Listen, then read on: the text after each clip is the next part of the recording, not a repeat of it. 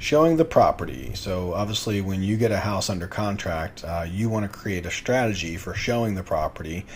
This is if you can get like a bunch of people out front of your house like this. This is going to work out really well because they're all going to see each other. So what we do when we have limited access to show the property is we might hold an open house. We might even do that just to create, a situation where we can get people to fight and see each other. It's really interesting. I can tell you the times that I've paid the most money for a wholesale deal has been when I go there and there's 5 other people at the house.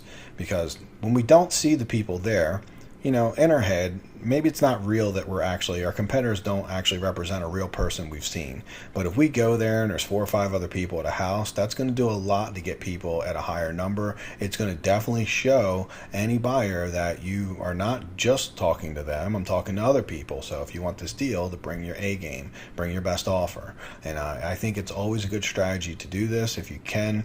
It's called holding an open house, essentially. We do it when we have limited access. Sometimes when we have full access, we might do it. It's just a good psychological strategy. I like doing that. It also gives me the ability to meet people there.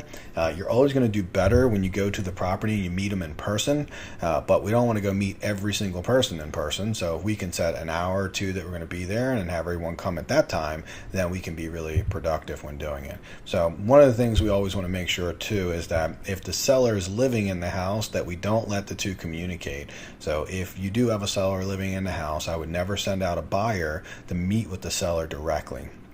Never going to be good for you.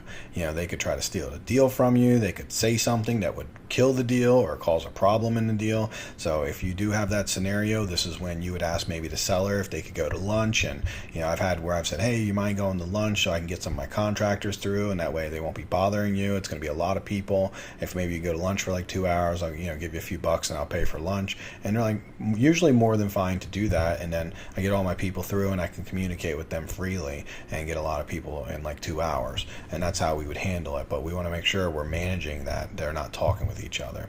And then getting multiple buyers at the property at the same time. We've pretty much been talking about that, so we don't need to go over that again.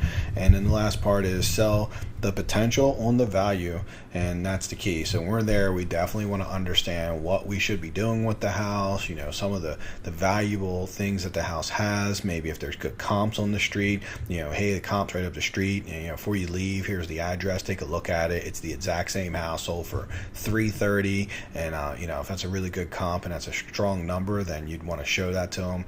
Obviously our job is to sell a little bit, so we want to inspire them to buy our deals when we're at these properties. This is going to be the big benefit of meeting someone there.